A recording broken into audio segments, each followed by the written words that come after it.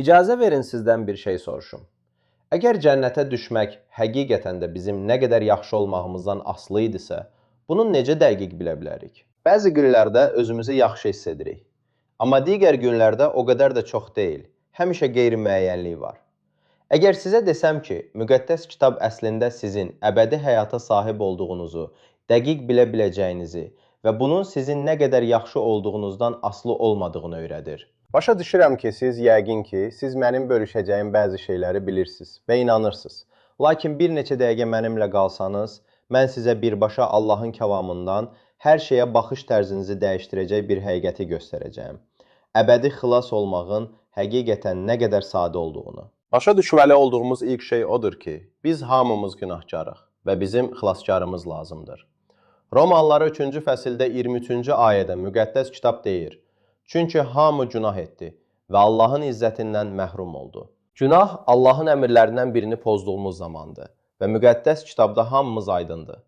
Düşünə biləcəyiniz ən yaxşı insan belə mükəmməl deyil və həyatının bir nöqtəsində Allahın qanunlarını pozmuşdur. Pis xəbər budur ki, Allahın qanununu pozmağa görə cəza var. Romalılara 6-cı fəsil 23-cü ayədə müqəddəs kitabda deyilir.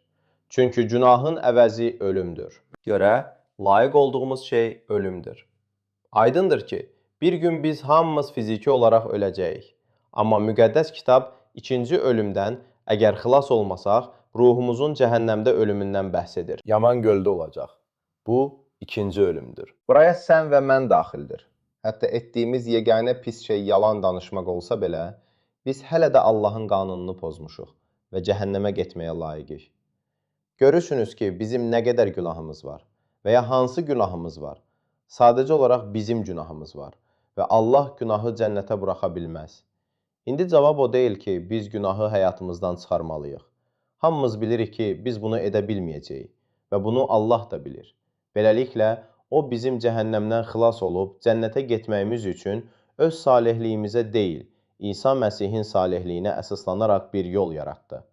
Romalılara fəsil 5-ci, 8-ci ayədə müqəddəs kitabda deyilir. Lakin Allah bizə olan məhəbbətini bununla tərifləyir ki, biz hələ günahkar ikən Məsih bizim üçün öldü. Ata, Allah öz oğlu İsa Məsihi dünyaya göndərdi və müqəddəs kitabda deyilir. Allah cismani olaraq təzahür etdi. O, tam insan və tam Allah idi və mükəmməl, günahsız bir həyat sürdü. O, heç vaxt Allahın bir əmrini belə pozmadı. Bizim yaşaya bilmədiyimiz həyatı, cənnətə getmək üçün yaşamalı olduğumuz həyatı yaşadı. Sonra o, bizim günahlarımıza görə çarmıqda öldü. Bizim üçün cəhənnəmə getdi və 3-cü gün yenidən dirildi. İndi İsa'nın qurbanı sayəsində biz cənnətə mükafat olaraq deyil, hədiyyə olaraq daxil ola bilərik. Romalılara 6:23-cü ayədə deyilir. Lakin Allahın ənamı Rəbbimiz İsa Məsih vasitəsilə əbədi həyatdır. Beləliklə, əbədi həyat, bu cənnət pulsuz bir hədiyyədir. Efeslilərə 2-ci fəslin 8-ci və 9-cu ayələrində müqəddəs kitabda deyilir. Çünki lütf sayəsində imanla xilas oldunuz və bu özünüzdən deyil, bu Allahın ənamıdır. İşlərlə deyil, heç kim öyünməsin. Əvvəllər inanırdım ki, cənnət mənim etməyə çalışdığım yaxşı işlərin, Allaha xidmətimin və düzgün yaşamaq üçün göstərdiyim səylərin mükafatıdır. Həqiqət budur ki, xilas olmaq üçün özümə güvənirdim. Yaxşı əməllərimin mənə cənnətdə yer qazandıracağını ümid edirdim. Problem bu idi. İsa mənim xilaskarım deyildi. Çünki mən özüm olmağa çalışırdım. Yaxşı xəbər odur ki, bizə yalnız xilası hədiyyə olaraq, İsa'nın artıq ödədiyi hədiyyə kimi qəbul etmək lazımdır. Beləliklə aydın olan budur. Biz cəhənnəmə gedən yolda günahkarıq. Lakin İsa bizim günahlarımız üçün öldü, dəfn edildi və yenidən dirildi. İndi o, pulsuz bir hədiyyə olaraq xilası təklif edir və bu bizim qazandığımız bir şey deyil. Bu, onun qazandığı və bizə təklif etdiyi bir şeydir. Hər şey onun haqqındadır və bizim üçün etdiyi qurbandır. Romalılara 6-cı fəsil 23-cü ayədə deyilir ki, Allahın hədiyyəsi əbədi həyatdır və bu əbədi söz əbədi deməkdir. Bunu sizdən soruşum.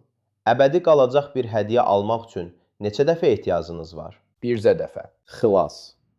Bir dəfəlik baş verən hadisədir ki, Biz ona bizi xilas edəcəyinə inanırıq və o bizə əbədi həyat verir. Xilas əbədidir, çünki İsa bizim bütün günahlarımızın, hətta gələcəkdə edəcəyimiz günahların əvəzini artıq ödəmişdir. Onlar artıq ödənilmişdir. Siz maraqlana bilərsiniz, əgər bir dəfəlik xilas olsaq, bu istədiyimiz kimi yaşayıb cənnətə gedə biləcəyimiz anlamına gəlirmi? Bu yaxşı sualdır və cavab bəli. Çünki xilas olanda biz Allahın övladı oluruq.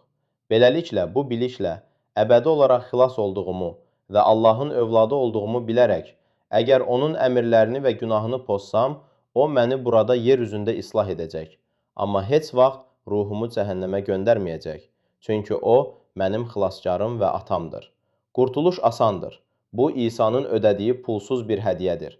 Lakin xilasdan sonra Allahla gəzməyimiz hər hansı bir əlaqə kimi iş aparır. Lakin onlar ayrıdır. Sən xilas ola və Allahla pis münasibət qura bilərsən, amma yenə də onun övladısan.